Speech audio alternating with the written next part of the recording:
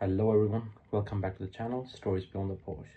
And tonight's story is about a guy who carried an engagement ring for 6 months and too afraid to ask one question. But one ordinary morning, finally he did. So this is his story. So let's get into it. I'm going to tell you about the stupidest thing I ever said to a girl, and somehow it ended up being the best decision of my life. This happened 3 years ago at a farmer's market in Austin. Yeah, I know that sounds already like some romance movie setup, but just hear me out because it gets weirder. I was there because my roommate Tyler dragged me out of bed at like 7 in the morning, talking about fresh peaches. Who cares that much about peaches, right? But he was convinced we needed them for some recipe he saw on Instagram and wouldn't shut up about it, so I went just to get him off my back. We're walking through all these stands with people selling vegetables and homemade soap and whatever else people sell at these things. I'm half asleep, still holding the iced coffee I grabbed on the way. And then I see her. She's standing at this booth that sells flowers, and she's holding up this sunflower that's literally bigger than her head. She's got on jean shorts and this yellow tank top, and her hair is this reddish-brown color, pulled into 2 braids. She's got freckles across her nose, and she's laughing at something the flower lady said. I don't know what happened to me, but I just stopped walking. Tyler kept going and didn't even notice I wasn't following him anymore. I was just staring at this girl like an idiot. Then she turned around and caught me looking. And instead of doing the normal thing where you look away and pretend you weren't staring, I just froze. Made direct eye contact. My brain completely shut off. She smiled at me and started walking over. She was actually walking toward me, and I still hadn't moved or blinked or done anything resembling a normal human response. "You okay?" she asked. Her voice had this slight Texas accent that wasn't too strong, but you could hear it on certain words. "Sunflower," I said. That's it. That's the only word that came out of my mouth. Sunflower. Like I'd forgotten every other word in the English language. She looked down at the sunflower in her hand and then back at me. "Yeah, it's pretty, right? I'm trying to decide if it's too big for my kitchen table." "Big," I said, because apparently I could only speak in single words now. She laughed, and, oh man, her laugh was even better up close. "Are you having a stroke or something? Should I call someone?" Quote. That snapped me out of it finally. "No, sorry, you're really pretty," and my brain stopped working. I said it, just blurted it out like that. No filter, no planning. Tyler would have killed me if he heard, because he's always saying, I overthink everything and need to be more spontaneous, but this wasn't spontaneous. This was just malfunction. Her cheeks went pink and she tucked some hair behind her ear. "Oh, well thanks. That's really sweet, actually." "I'm Nate," I said, sticking my hand out for a handshake like we were at a business meeting or something. She shook it. Her hand was smaller than mine and warm. "I'm Claire." We stood there shaking hands for probably too long before she let go. "So Nate, do you come to the farmer's market often, or are you more of a grocery store guy?" Quote. "My roommate made me come for peaches. I don't even like peaches that much." Quote. "You don't like peaches?" She put her hand on her chest like I'd just insulted her entire family. That's basically illegal in Texas, you know. "I'm from Seattle originally, so." "Oh, that explains it. You're one of those people who thinks coffee is a personality trait."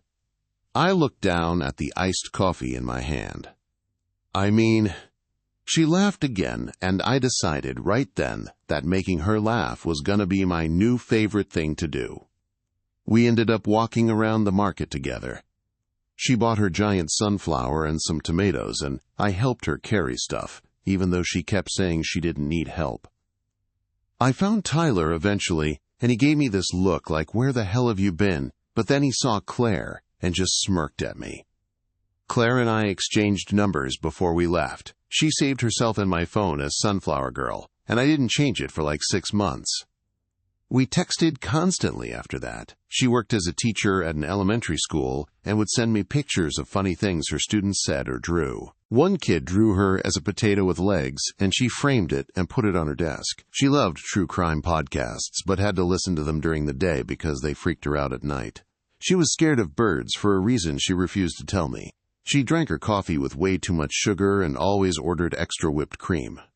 Our first actual date was at this Thai restaurant she loved. I got there 10 minutes early because I was nervous and didn't want to be late. She showed up 15 minutes late because she'd gotten lost, even though the restaurant was like 2 miles from her apartment. She'd lived in Austin her whole life but had the worst sense of direction I'd ever seen. "I'm so sorry," she said, rushing up to the table. I swear Google Maps hates me specifically. "It's okay, I was early anyway." Quote. She sat down and immediately knocked over the water glass. Water went everywhere across the table and into my lap. Her face went bright red. "Oh my God, I'm so sorry, I'm such a mess. This is why I don't date. I just ruin everything." I was laughing while trying to soak up water with napkins. "You don't date?" Quote. "Not really. I'm too awkward." I once spilled an entire plate of spaghetti on a guy's lap on a first date. He never called me again. "Well, I'm already wet, so we're good. Can't get worse from here." She smiled and relaxed a little. The waiter brought us more napkins and we ordered food. Pad Thai for her and some curry thing for me that she insisted I had to try. We talked for 3 hours. The restaurant staff was probably annoyed at us for taking up the table, but neither of us wanted to leave. She told me about her family. Her mom was a nurse and her dad owned a hardware store. She had a younger brother named Josh who was in college studying engineering. She grew up wanting to be a marine biologist until she realized she got seasick really easily. I told her about growing up in Seattle with my single mom who worked 2 jobs to keep us afloat. About moving to Austin for college and never leaving because I fell in love with the city. About my job doing IT support, which was boring but paid okay. When we finally left the restaurant, we walked around downtown even though it was getting late. She kept bumping into me accidentally because she wasn't watching where she was going. Eventually, I just took her hand so she wouldn't walk into a pole or something. Her hand fit perfectly in mine. We dated for 2 years before we moved in together. Got a little house in South Austin with a backyard that was mostly dirt, but Claire immediately started planting a garden. She killed every plant she tried to grow, but she kept trying. She left her shoes everywhere, like in the middle of the hallway, in the kitchen, on the bathroom counter. I tripped over them constantly. She also sang in the shower, but couldn't carry a tune to save her life. She burned dinner at least twice a week because she'd forget she was cooking. She cried at every movie, even the ones that weren't sad. She stole all my t-shirts and hoodies and wore them to bed. I loved everything about her. About 6 months ago, I knew I wanted to marry her. Like, really knew it in my bones. I started looking at rings online and freaking out about prices and styles and all that. I asked my mom for advice, and she cried happy tears over FaceTime. I asked Tyler, and he said, "Finally, dude, I thought you'd never grow a pair." I bought a ring, simple gold band with a small diamond, because Claire didn't like flashy stuff. It cost more money than I'd ever spent on anything, but it was perfect. Then I proceeded to carry that ring around in my jacket pocket for 6 months, like a complete coward. I kept planning the perfect moment. Maybe on a hike at sunset, or at the restaurant where we had our first date, or somewhere meaningful and romantic that she'd tell our future kids about. But every time I tried, my throat would close up and I'd chicken out. Last week, Claire asked me why I was being so weird lately. We were sitting on the couch watching some baking show she loved, and I had my hand in my jacket pocket, literally holding the ring box. "What do you mean weird?" I asked. "I don't know, jumpy, like you're nervous about something. Did something happen at work?" Quote. "No, work's fine." Quote. She looked at me with those green eyes that could always tell when I was lying. "Nate?" "I'm fine, really, just tired." Quote. She didn't believe me, but she let it go. This morning I woke up and decided today was the day. No more planning, no more waiting for perfect. I was just going to do it. Claire was in the kitchen making coffee when I walked in. She had on one of my old college t-shirts, and her hair was messy from sleep. She looked perfect. "Morning," she said, smiling at me. "Want some coffee?" Quote. "Yeah. Hey, can we talk for a second?" Quote. "That's never a good way to start a conversation, Nate. You're freaking me out." Quote. My heart was pounding so hard I could hear it in my ears. The ring box felt like it weighed 1,000 pounds in my pocket. It's nothing bad, I need to ask you something. She turned to face me completely now, looking genuinely worried. Okay. I reached into my pocket and pulled out the ring box. Her eyes went huge. Okay, so this is going to sound really stupid, but I've been carrying this around for like 6 months because I kept trying to find the perfect moment. But there is no perfect moment because every moment with you is already perfect, and I'm rambling now, but I'm really nervous and... Nate, she interrupted. Her voice was shaky. Will you be my wife? Quote. The words came out all wrong, not the romantic speech I'd practiced in my head 1,000,000 times. Just those 6 words hanging in the air between us. Claire's eyes filled with tears. She pressed her hand against her mouth. For a horrible second, I thought she was going to say no. Then she smiled, that same smile from the farmer's market 3 years ago that made my brain short-circuit. I thought you'd never ask. I opened the ring box with shaking hands and she held out her left hand. I tried to slide the ring on, but my hands were trembling so bad I almost dropped it. She laughed through her tears and helped guide it onto her finger. It fit perfectly. She threw her arms around my neck and kissed me, and I lifted her off the ground, spinning her around. We were both crying and laughing, and the coffee pot was beeping because the coffee was done, but neither of us cared. Yes, she said against my lips. Yes, yes, yes, of course, yes. We stood there in our tiny kitchen holding each other, and I thought about that day at the farmer's market when I couldn't form a complete sentence. When I called her pretty and shook her hand like an idiot. Best malfunction of my life. But then her phone rang. Part 2. Claire pulled back from the kiss to look at her phone, and her face went from pure happiness to confused in like 2 seconds. It's my mom, she said. She never calls this early unless something's wrong. She answered it, and I could hear her mom's voice on the other end, talking really fast. Claire's expression changed, and she grabbed my hand tight. What? When? Is he okay? She was quiet for a minute, listening. Okay, we'll be there in 20 minutes. She hung up and looked at me with worried eyes. My dad had a fall at the store. He's okay, but they took him to the hospital to check for a concussion. My mom's freaking out. Quote. Let's go, I said immediately. We threw on actual clothes and rushed out to my car. Claire was still wearing the ring, and she kept looking down at it during the drive like she couldn't believe it was real. But I could tell her mind was mostly on her dad. He's gonna be fine, I said, reaching over to squeeze her hand. Your dad's tough. I know, but he's also 62 and stubborn as hell. He probably tried to lift something too heavy by himself. She was right. When we got to the hospital, her mom told us that her dad had been moving boxes of tools in the storage room and lost his balance.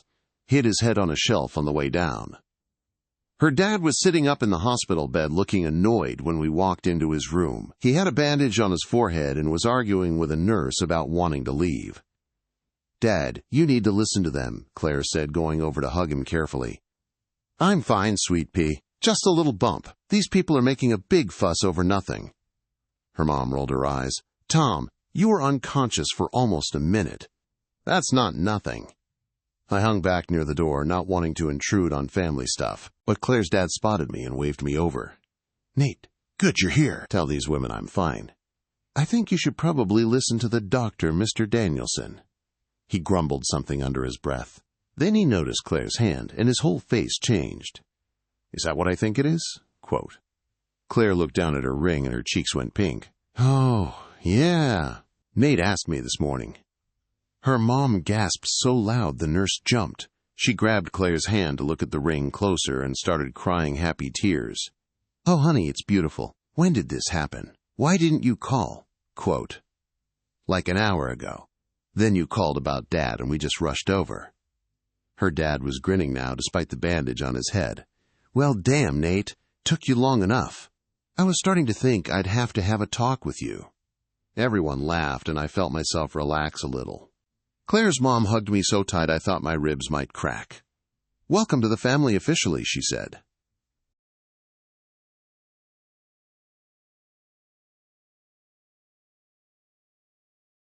We stayed at the hospital for a few hours while they ran tests. Claire's dad ended up being fine, just like he said, but they wanted to keep him for observation. Her brother Josh showed up around noon and immediately gave me a hard time about the proposal. "You asked her in your kitchen? Bro, you couldn't spring for a nice restaurant or something?" Quote, "It was perfect," Claire said firmly. "I don't need some big production. I just needed him to finally ask." Finally is right. We all had bets going on when it would happen. I said Christmas. "You were betting on us?" Claire looked offended, but she was smiling. "Mom said Valentine's Day. Dad said never because he thought Nate would chicken out forever." Her dad laughed from his hospital bed. I had faith in him. Just thought it might take a few more years. Claire squeezed my hand and I could feel how happy she was, even with all the chaos of her dad being in the hospital. Around 2 o'clock, the doctor cleared her dad to go home. He had to rest and couldn't go back to work for at least a week, which he complained about the entire way out of the hospital. "Who's going to run the store? We've got inventory coming in, and Marcus doesn't know how to work the new register system." "I'll handle it, Dad," Claire said. "I can take a few days off work." "Absolutely not. You've got your students."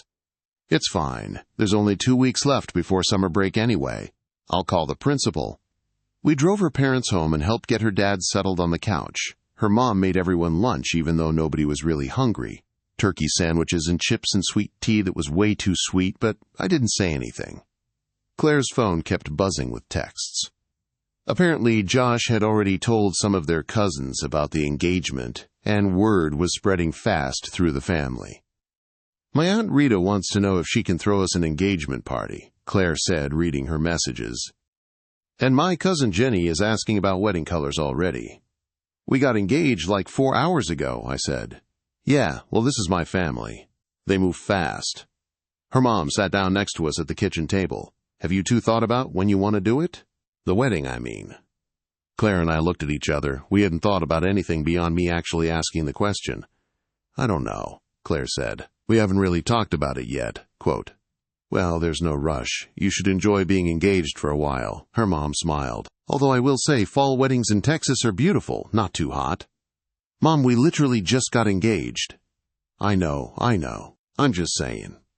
My phone rang and it was Tyler. I excused myself and walked out to the backyard to answer. "Dude, did you do it?" he asked immediately. "Yeah, this morning." "And?" Quote, "She said yes."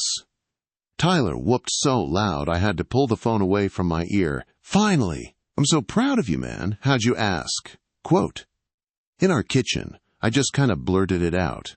Quote, "That's perfect. Very you." I laughed. "Her dad's in the hospital, though. He fell at work." "Oh, shit. Is he okay?" Quote, "Yeah, he's fine. Just bad timing." "Nate, there's never going to be perfect timing for anything. But you did it, and she said yes, and that's all that matters." He was right. I looked through the kitchen window and saw Claire laughing at something her mom said. The ring caught the light on her finger. "Yeah," I said, "you're right." When I came back inside, Claire's dad was trying to get up from the couch, and her mom was scolding him. Claire came over and wrapped her arms around me. "Sorry today got so crazy," she whispered. "Are you kidding? This is perfect." She pulled back to look at me.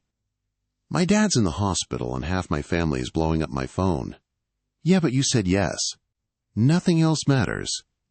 She kissed me, and I heard her mom make a happy sound from across the room.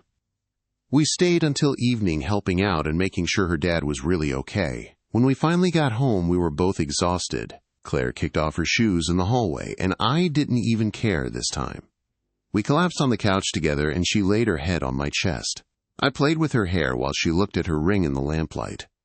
"I can't believe we're actually doing this," she said quietly. "Getting married?" Quote, "Yeah, it feels surreal." "Good surreal or bad surreal?" Quote. She tilted her head to look up at me. "The best surreal." My phone buzzed with a text from my mom. Tyler must have told her. She sent like 15 exclamation points and 3 heart emojis, and said she was booking a flight to Austin next month. "Your mom knows," I said, showing Claire the text. "Oh God, now both our moms are going to team up and plan everything, aren't they?" "Probably, yeah." She groaned, but she was smiling. What did we get ourselves into? Quote, "No idea. but we're in it together. She kissed me again and whispered against my lips, "Together sounds perfect." The next morning I woke up before Claire, which almost never happens. She's usually the early bird dragging me out of bed, but I guess all the hospital stress wore her out. I laid there watching her sleep for a minute, feeling like the luckiest guy alive. Her hair was all over the pillow, and she had this little smile on her face like she was having a good dream. The ring was still on her finger, catching the sunlight coming through the window. I carefully got out of bed, trying not to wake her, and went to make coffee. While it was brewing, I checked my phone and had about 30 messages from people congratulating us. Friends I hadn't talked to in months. Old coworkers. Even my aunt from Seattle, who I only saw at Christmas. Tyler had posted something on social media, apparently without asking me first. Just a picture of me and Claire from last summer, with the caption, "My boy finally did it. Congrats to the future, Mr. and Mrs." I should have been annoyed, but honestly, I was too happy to care.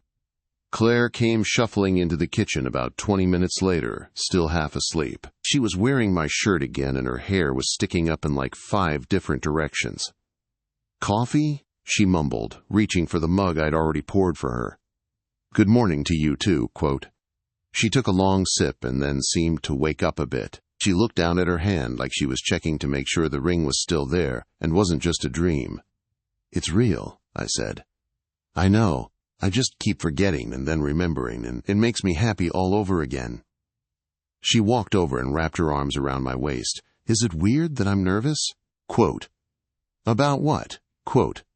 "I don't know. Everything? Planning a wedding? Being someone's wife? What if I'm bad at it?" Quote. I laughed and kissed the top of her head. "Claire, you're not going to be bad at being married. That's not a thing." "You don't know that. What if I mess everything up like I always do?" Quote. "Then we'll mess everything up together." She looked up at me and her eyes were a little watery. "You always know what to say."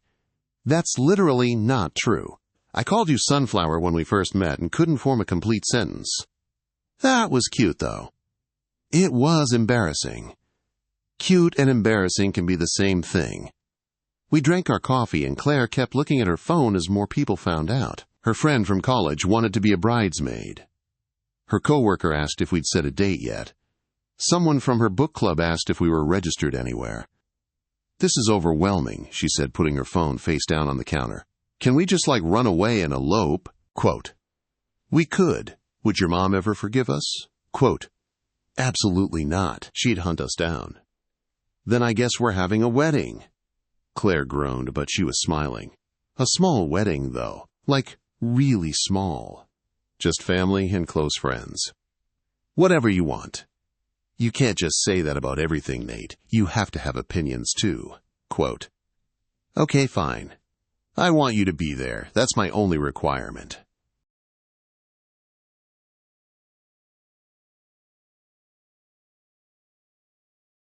She shoved my shoulder playfully. "You're impossible." Around noon, we drove over to check on her dad. He was following doctor's orders for once and actually resting on the couch. Her mom had made enough food to feed 20 people, even though it was just going to be the 5 of us. Josh was already there, eating a sandwich bigger than his head. "Hey, look, it's the happy couple." "Don't start," Claire warned him. "I'm not starting anything. I'm just saying you guys are going to be sick of hearing that phrase by the time the wedding happens." He was probably right.